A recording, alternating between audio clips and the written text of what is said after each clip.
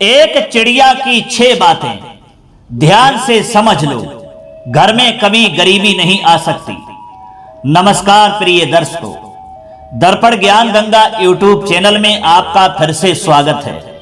मित्रों, आज की कहानी आपके लिए बहुत कुछ सिखाने वाली है, जिसमें एक चिड़िया ने ऐसी 6 ज्ञानवर्धक बातें बताई हैं जो मनुष्य इन 6 बातों के लिए सीख लेता है और अपने जीवन में उतार लेता है, अर्थात इन 6 बातों की आज्ञा का पालन कर लेता है तो उसके लिए कभी गरीबी का मुंह देखना नहीं पड़ता है।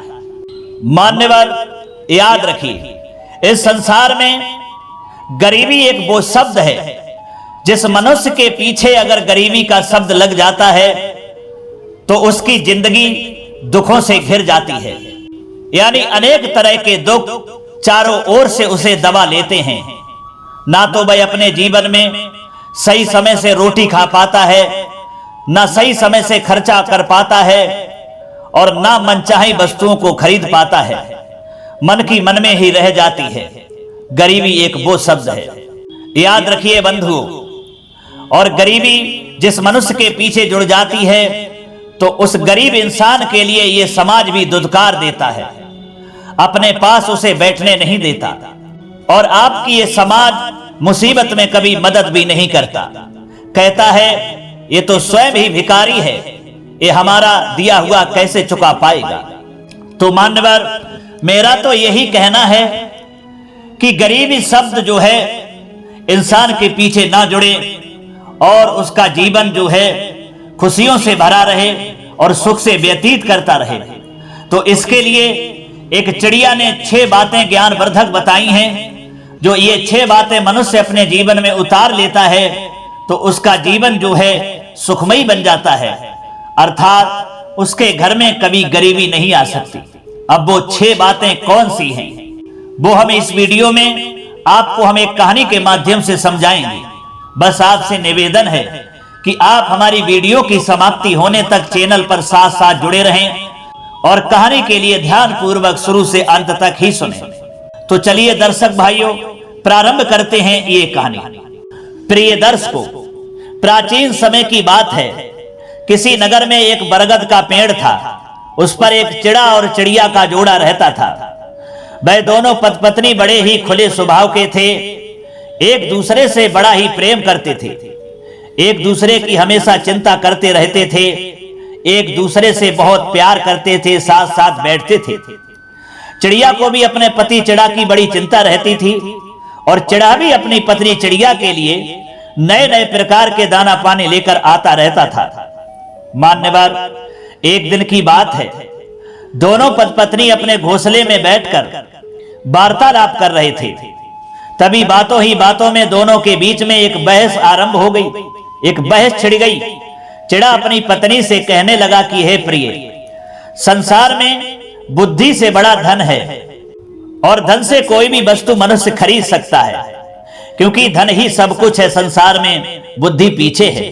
अगर आपके पास धन है तो आपका जीवन बड़ा ही सुखी हो जाता है। दोस्तों, चिड़ा की ऐसी बात सुनकर के चिड़िया कहती है कि पिया जी, आप बहुत गलत कह रहे हैं। आप हमारी समझ से बहुत परे हैं।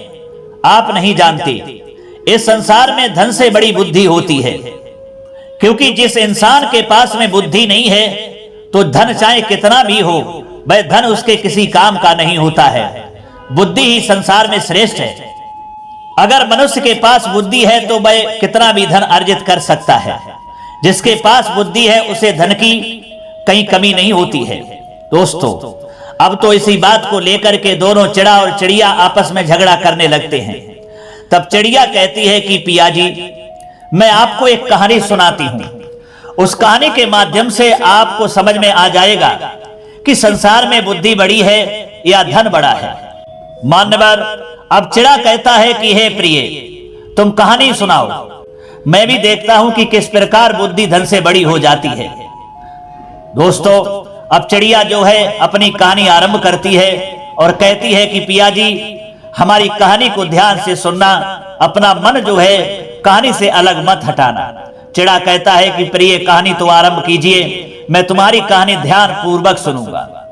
दोस्तों, तब चिड़िया कहती है कि पिया जी, एक समय की बात है, किसी देश में एक राजा बड़ा ही क्रोधी और घमंडी था।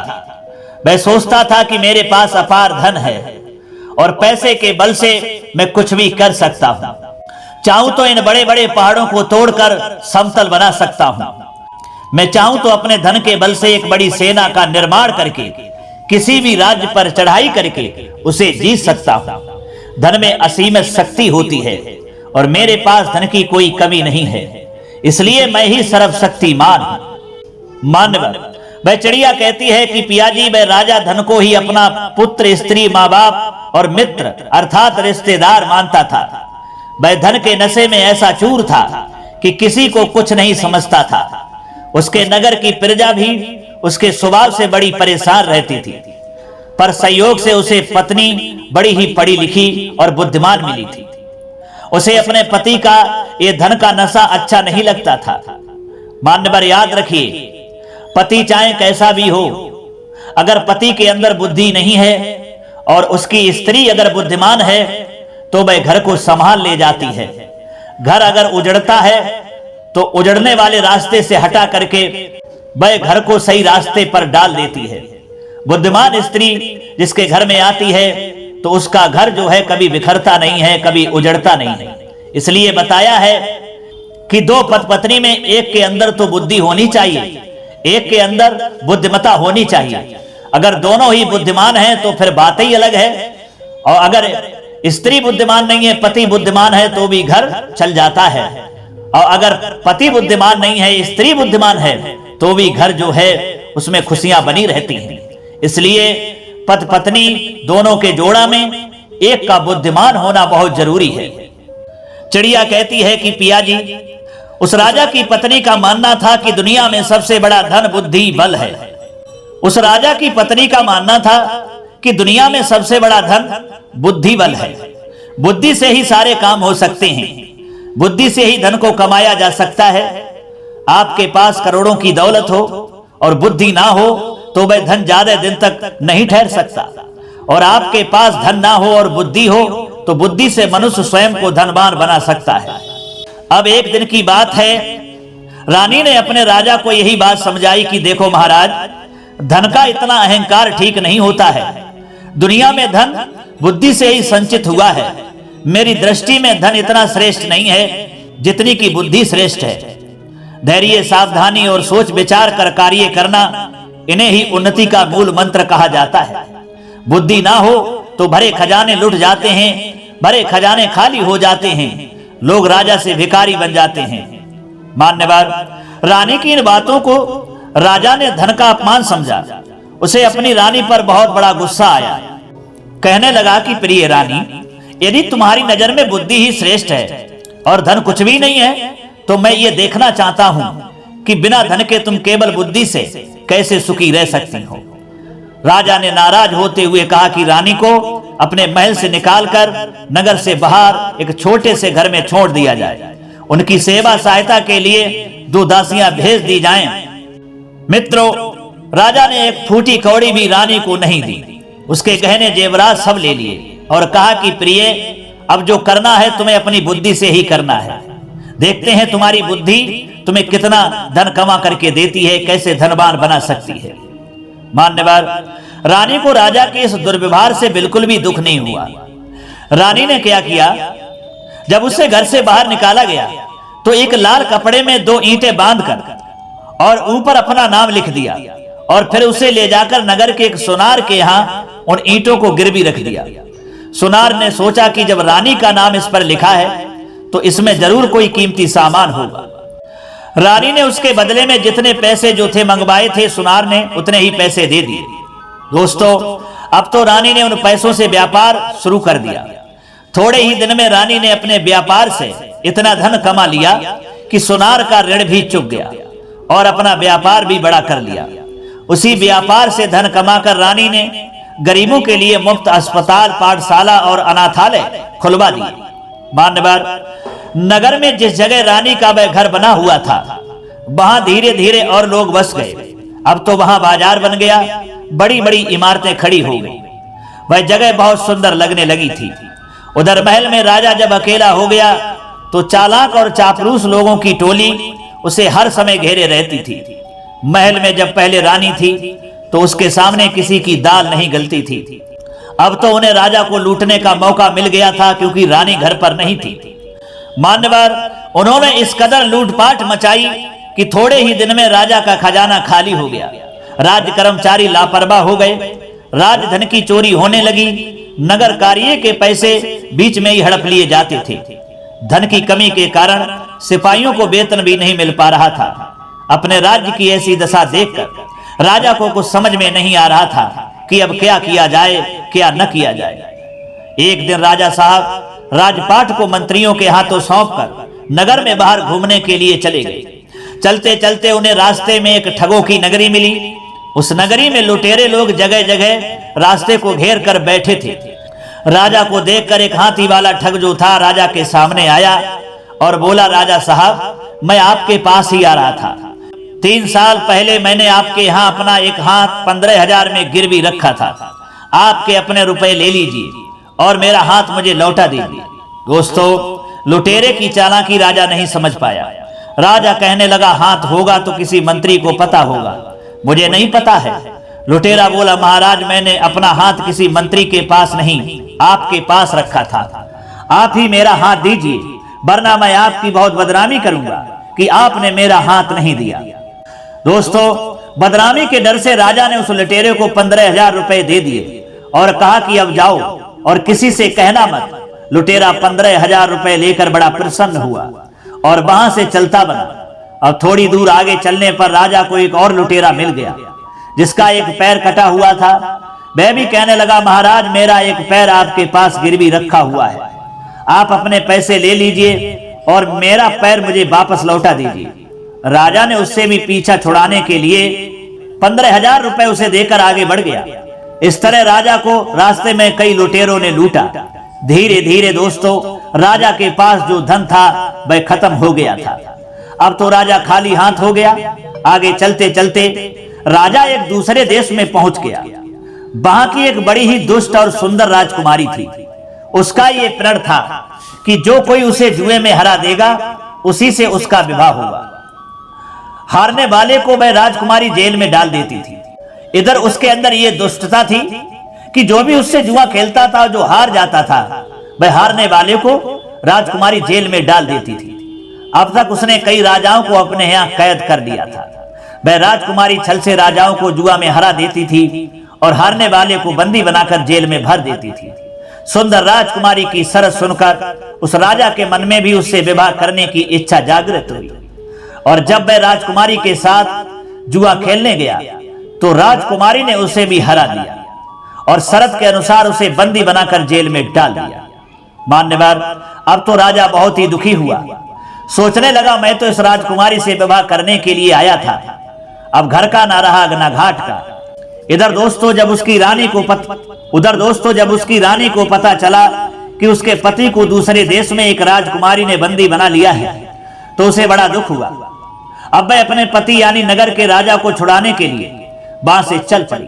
उसने एक राजकुमार का रूप बनाया और जिस रास्ते से राजा साहब गए थे उसी रास्ते से वह भी जा रही थी। चलते चलते वह उसी ठगों की नगरी के पास पहुंची। तब चलते चलते वह रुक गई। उसने देखा कि एक हाथ वाला व्यक्ति उसके सामने आया है। मित्रों, उस लुटेरे ने उसी तरह रानी से भी वही बात कही।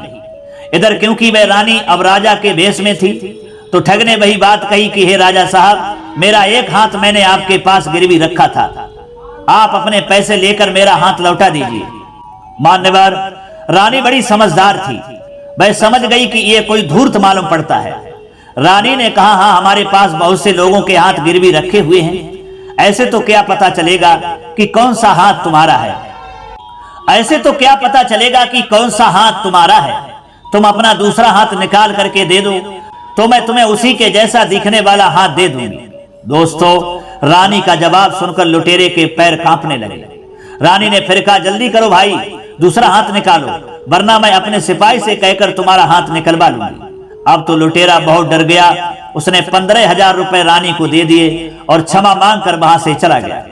उधर जब रानी आगे बढ़ी तो पैर कटा वाला एक पैर वाला लुटेरा रानी को लूटने के उद्देश्य से आगे आया और उसने भी अपना पैर लौटाने की बात कही। रानी ने वही जवाब उसको दिया कि अपना दूसरा पैर हमें दे दो, उसको देखकर तुम्हारा पैर दे दिया जाएगा, क्योंकि जैसा तुम्हारा पैर है उसी अनुसार उसमें ढूंढा जाएगा। हमारे यहाँ तो बहुत सारे पैर हैं, जल्दी करो और अपना पैर दो। जब रानी के ये शब्द सुने तो वो भी डर के मारे कांपने लगा। रानी ने फिर कहा, पैर काट रहे हो या अपने सिपाही से तुम्हारा पैर कटवाऊं? दोस्तों, जब रानी का सिपाही उसका पैर काटने को हुआ तो वह भी 15,000 रुपए देकर खुद को बचाकर वहां से चलता बना। मित्रों, चिड़िया ये कहानी अपने पति चिड़ा को बड़े प्रेम से सुना रही थी और चिड़ा बड़े ध्यान से सुन रहा था। चिड़िया आगे कहती है कि पिया जी, इस प्रकार रानी एक राजा का भेष बनाकर उस दुष्ट राजकुमारी के राज्य में पहुंच जाती है, जो जुए में हारने वाले को जेल में डाल देती थी। रानी ने उस राजकुमारी की चालाकी को भांप लिया था कि वे किस तरह जुआ जीत जाती है। दोस्तों, होता क्या था कि उस दुष्ट राजकुमारी के पास एक कुत्ता था। जुआ खेलते समय वह एक दीपक जलाकर कुत्ते के सिर पर रख देती थी और जब वह हारती थी तो कुत्ते को इशारा कर देती थी। इधर कुत्ता अपना सिर हिलाकर उस दीपक को बुझा देता था और दीपक बुझते ही राजकुमारी अपना पासा बदल देती थी। मान्यवर, रानी ने उसका भी तोड़ ढूंढ लिया। उसने एक बिल्ली लेकर अपने पास रख ली। उधर जब जुए का खेल शुरू हुआ तो रानी ने उस बिल्ली को थोड़ा बाहर निकाल लिया, जिससे कुत्ते की नजर उस बिल्ली पर जम गई। इधर राजकुमारी ने उस कुत्ते को दीपक हिलाने के लिए इशारा किया, पर कुत्ता तो अपने शिकार को देखने में मगन था। नतीजा ये हुआ कि राजकुमारी रानी से हार गई और शर्त के अनुसार राजकुमारी को उससे विवाह करना था। दोस्तों, लेकिन वह तो स्वयं एक स्त्री थी। एक स्त्री भला एक स्त्री से विवाह कैसे कर सकती थी? इसलिए रानी ने कह दिया कि देखो, शर्त जीत कर तो मैंने तुमसे विवाह कर लिया है, रही फेरों की बात तो वह मैं यहाँ नहीं अपने महल में करूंगा। अब तो रानी ने उन सब कैदियों को आजाद कराया जो कई सालों से उसके यहाँ कैद थे। उसमें रानी के पति राजा भी थे। मित्रों, उन सभी कैदियों के गले में एक चमड़े का पट्टा बंधा हुआ था जिस पर उनका नाम लिखा हुआ था। रानी ने अपने राजा का वह पट्टा उनके गले से निकालकर अपने पास रख लिया और राजकुमारी को बुलाकर अपने नगर को लौट आई। उधर राजा साहब जब अपने नगर लौट कर आए तो अपनी रानी के घर पर उसे देखने के लिए गए। राजा साहब वहां का नजारा देखकर दंग रह गए। वहां एक बड़ा ही सुंदर नगर बन चुका था। जगह जगह दवाखाने और अस्पताल बने हुए थे। नगर में बहुत बड़ा बाजार लगा हुआ था। सब लोग खुशहाल थे। राजा सोचने लगा कि मैंने तो रानी को एक फूटी कौड़ी भी नहीं दी थी, तो फिर यहाँ बड़ी बड़ी इमारतें किसने बनवाई हैं? राजा जब रानी के पास पहुंचा तो रानी ने वही पट्टा राजा को दिखाया जिस पर उनका नाम लिखा हुआ था। राजा समझ गया कि सब कैदियों को आजाद कराने वाला और कोई नहीं राजकुमार था, बल्कि मेरी रानी ही थी। आज ये देखकर उसे अपने आप पर बहुत लज्जा आ रही थी। उसका सारा घमंड उतर चुका था। वह समझ चुका था कि बुद्धि के आगे पैसा कुछ भी नहीं है। रानी कहने लगी, महाराज याद रखिए, हमें किसी के साथ उद्दंडता का व्यवहार नहीं करना चाहिए, क्योंकि उद्दंडता धन को वैसे ही नष्ट कर देती है जैसे किसी के रूप को बुढ़ापा। जो व्यक्ति अपने घमंड में चूर हो जाता है उसी का पतन होता है, फिर चाहे वह राजा हो या साधारण मनुष्य हो। याद रखिए, कर्म करने से पहले हमें उसके परिणाम पर विचार कर लेना चाहिए। धनवान और शक्तिशाली मनुष्य को चाहिए कि वे साधारण व्यक्ति को डराने वाला ना हो। जिस प्रकार शेर से हिरण डरते हैं, उसी प्रकार जिससे प्रजा डरती है, वह व्यक्ति चाहे पूरी पृथ्वी का शासक हो तो भी प्रजा के द्वारा उसे त्याग दिया जा सकता है। अन्याय करने वाला राजा अपने जमे हुए राज्य को वैसे ही नष्ट कर देता है जैसे वायु बादलों को खत्म कर देती है। संसार में जो व्यक्ति धर्म का त्याग करके अधर्म पर चलने वाला हो जाता है, उसकी संपत्ति, उसका धन, उसका घमंड आग पर रखे हुए कागज की तरह सिकुड़ जाता है। इसका अर्थ है कि जो मनुष्य विनम्र है, जिस मनुष्य के अंदर विनम्रता है, वही उन्नति कर सकता है। जीवन में धन और सुख चाहने वाले को इन 6 कामों को त्याग देना चाहिए। मान्यवर याद रखिए, भाई चिड़िया अपने पति चिड़ा से कहती है कि पिया जी, जीवन में धन और सुख चाहने वाले को इन 6 कामों को त्याग देना चाहिए। नंबर 1, मनुष्य के लिए दिन के समय अधिक सोना नहीं चाहिए, क्योंकि दिन भगवान ने मेहनत करने के लिए बनाया है, धन अर्जित करने के लिए बनाया है।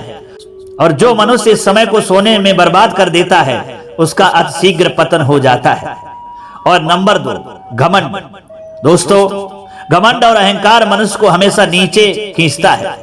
मनुष्य इस गलत फहमी में आकर घमंड में चूर हो जाता है कि ये सब मेरा है, ये सब मैंने कमाया है, परंतु वह इस बात को भूल जाता है कि जिसको जो मिलता है वह ऊपर वाला ही देता है। नंबर 3 भय। याद रखिए, मनुष्य अगर सच्चा है, ईमानदार है, मेहनत करके अपना पेट पाल रहा है, तो उसे संसार में किसी से भी डरने की कोई आवश्यकता नहीं है। और नंबर 4 है क्रोध। क्रोध मनुष्य को बर्बाद कर देता है, हंसते खेलते परिवार को तोड़ देता है, बिखेर देता है।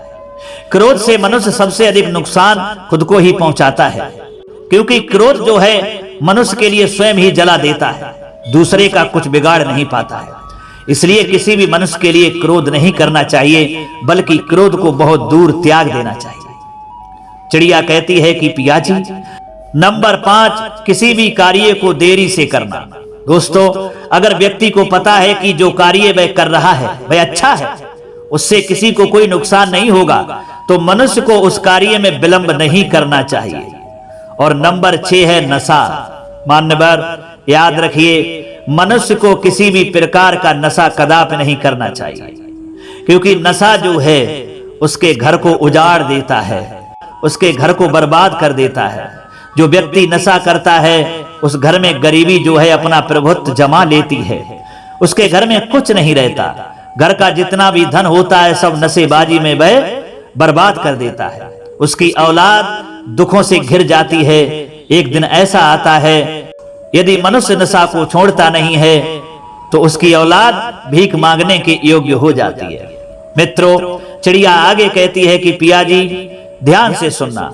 वह रानी अपने महाराज से कहती है कि महाराज, अब मैं आपको बताती हूं कि जिस व्यक्ति के घर में ये 6 चीजें हर समय मौजूद रहती हैं, उस व्यक्ति को कभी गरीबी का मुंह भी नहीं देखना पड़ता है।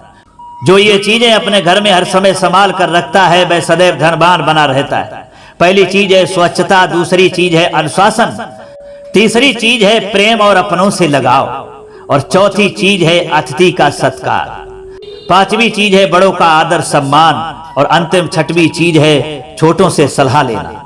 ये 6 चीजें हर समय यदि घर में मौजूद रहेंगी तो आपका घर सुख समृद्धि से संपन्न रहेगा। याद रखिए मान्यवर, जिस घर में स्वच्छता होती है, जो घर साफ सुथरा होता है, उस घर में लक्ष्मी का वास होता है। जिस घर में अनुशासन होता है उस घर में भी लक्ष्मी नहीं जाती। और तीसरी बात जो कही थी कि प्रेम और अपनों से लगाव। जिस घर में एक दूसरे से प्रेम होता है, अपनों से लगाव होता है, एक दूसरे से प्रेम करते हैं, तो उस घर में भी लक्ष्मी का वास होता है। और जो चौथी चीज बताई थी दोस्तों, अतिथि का सत्कार।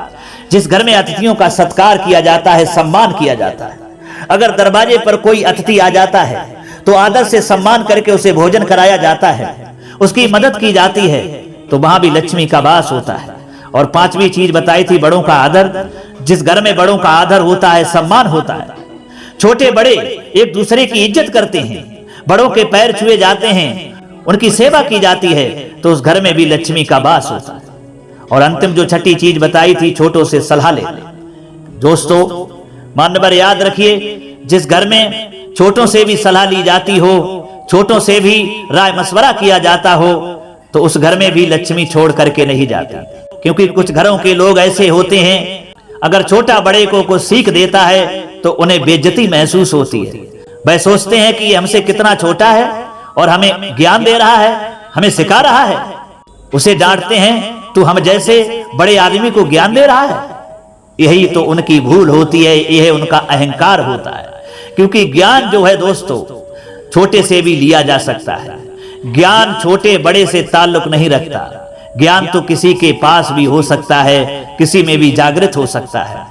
लेकिन समझदार व्यक्ति जो होते हैं, जो सफल व्यक्ति होते हैं, वह छोटा बड़ा कहीं नहीं देखते हैं, वो केवल ज्ञान को महत्वता देते हैं। चाहे वो उम्र में छोटा क्यों ना हो, अगर उसके अंदर ज्ञान है, उसके अंदर अच्छी अच्छी ज्ञान भरी बातें हैं, तो समझदार व्यक्ति आराम से प्रेम से उससे वह ज्ञान की शिक्षा ले लेता है और वह अपने जीवन में हमेशा सुखी रहता है, सफल होता है। इसलिए छोटे से भी ज्ञान लेना सीखो, राय मशवरा करना सीखो। अगर यही 6 चीजें जिसके घर में होंगी तो सुख समृद्धि से वह संपन्न घर रहेगा। गरीबी, उस घर में गरीबी आसपास भी नहीं भटकेगी। दोस्तों, अब राजा को अपने किए पर पश्चाताप होता है। राजा ने रानी से क्षमा मांगी और दोनों रानियों के साथ वह फिर आनंद पूर्वक राजा राज्य करने लगता है। मांडवर इधर चिड़ा को भी चिड़िया की बात समझ में आ जाती है और कहती है कि चिड़िया, तू सही कह रही है। तेरी जो ये 6 बातें हैं अच्छी तरीका से मुझे समझ में आ चुकी हैं। मैं आज समझ गया हूं कि जो मनुष्य इन 6 बातों को अपने जीवन में धारण कर लेगा, इन 6 बातों को सही तरीका से समझ लेगा, तो वह हमेशा जीवन भर सुखी रहेगा। उसके घर में कभी गरीबी आ ही नहीं सकती। दोस्तों, अब हमें उम्मीद है ये कहानी आपको जरूर अच्छी लगी होगी। अच्छी आई है तो कमेंट बॉक्स में जरूर बताइएगा और थोड़ा अपने दोस्तों के लिए भी शेयर कीजिएगा ताकि इस तरह की जानकारी उनको भी मिल पाए। इतना समय देने के लिए आप सभी दर्शक भाइयों के लिए कोट कोट धन्यवाद। अब दीजिए इजाजत, पुनः मिलेंगे अगली वीडियो में किसी नई चर्चा में। तब तक के लिए सब्सक्राइबर बंधु एवं दर्शक भाइयों के लिए राधे कृष्णा, नमस्कार।